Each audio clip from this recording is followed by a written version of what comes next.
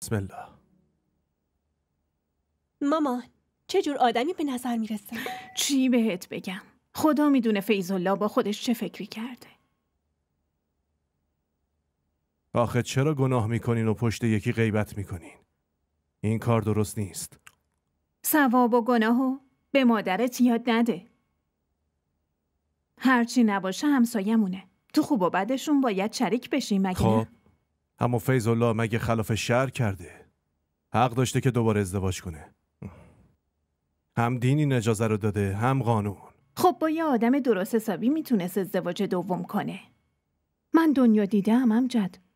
همین که یه نظر دیدمش فهمیدم این زنی که دستشو گرفته آورده از خانواده خوبی نیست. یه ذره مراعات کنید مادر جان. بدون هیچ گونه مدرکی دارین بهش تهمت میزنین. تهمت زدن گناه بزرگیه.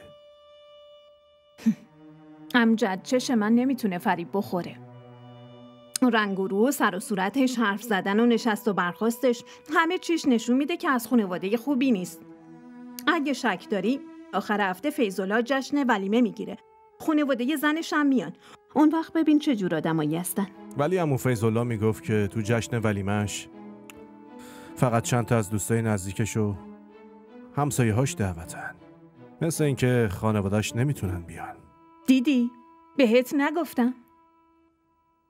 خدای توبه. عمو فیض‌الله که به ظاهر آدم نجیبیه. کانال ما رو سابسکرایب کنید. حمایت شما به ما روحیه میده. तुझसे ही फिर अपनी पहली सी मोहब्बत मांग